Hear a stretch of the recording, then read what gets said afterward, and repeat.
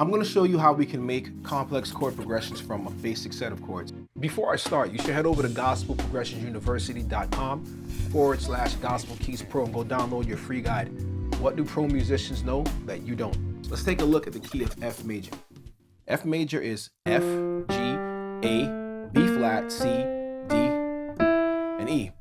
When we assign numbers to each note in the F major scale, it can also be 1, 2, 3, 4, 5, 6, and 7.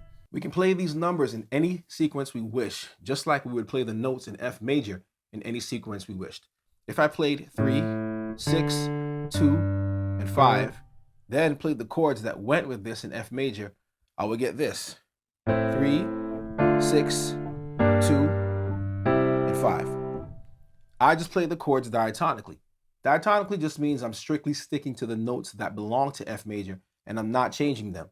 So if you hear someone say the chords, scales, or notes are diatonic, it just means that they're playing all the notes that belong only to that key.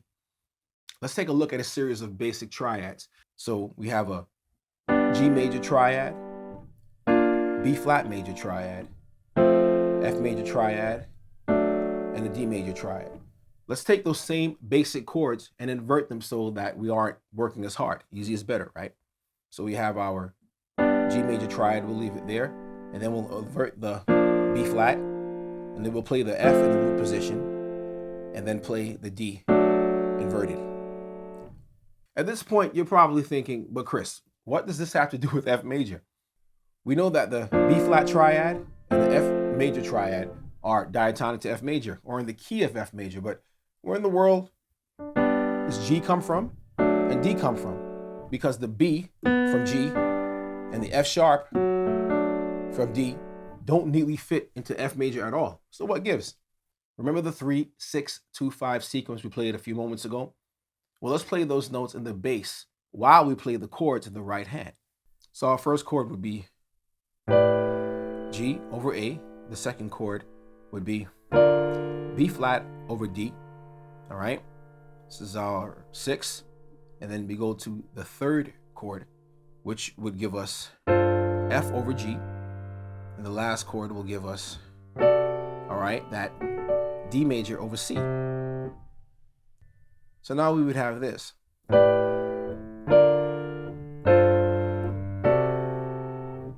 So instead of random chords, we have something that sounds a bit more musical, but that still doesn't answer the question on where the B and the F sharp come from. To understand where they came from, we have to take a look at another group of notes or another scale. That scale is the melodic minor. The melodic minor is different in classical music, but the way I'm showing you is super simple. C melodic minor is just like C except for the E flat. So of course it's C, D, E flat now instead of E, F, G, A, B, C. And the same thing descending, same exact notes.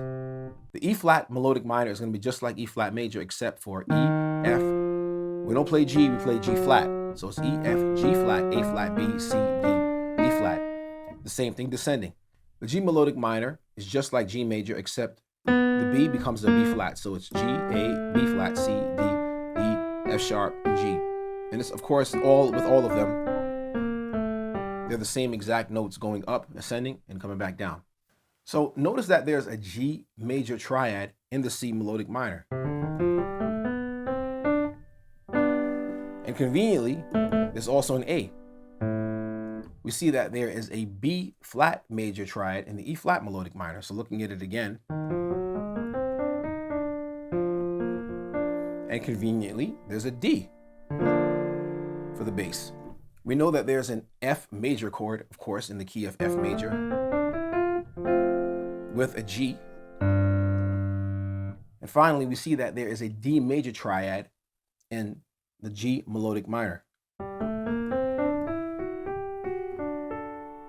And we can also access C. So using the tones in the melodic minor scale, we can add a little melody with the harmony as well. So now we have our bass notes, the same one we had in the beginning, the 3, 6, 2, 5 from F. We can do this.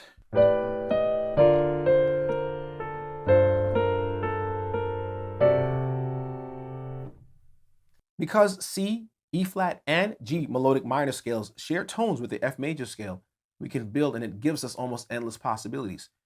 What other chords can we get from these scales? Since the scale tones harmonize with each other, are there other chords we can add? Well, of course, we have two hands, why not?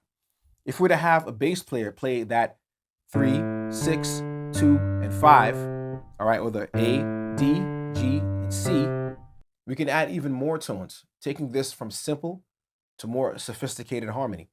Going back to the melodic minor scales, we see that A, C, and E flat are a part of that scale, as is G, B, and D.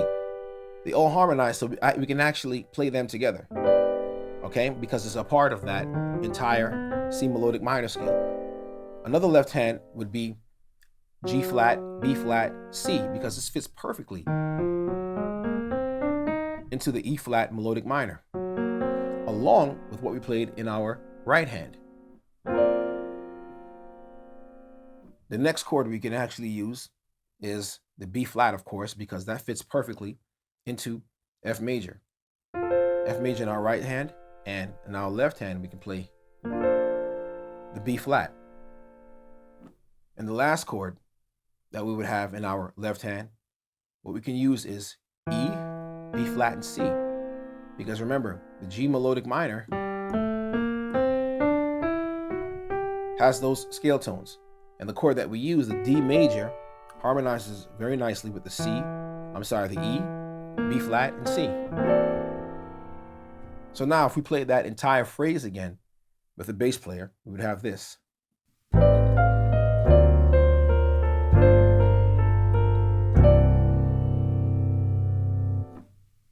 This gives us plenty of options, just based really on the application of the melodic minor scale and the major scale. There's about 1 million different ways that you can go with these scale concepts, but I get a lot more into other scale concepts on my free guide. It's called What the Pros Know That You Don't. If you want to grab that download now, you can head over to gospelprogressionsuniversity.com/Gospel Keys Pro. God bless you, and I will see you in the next video.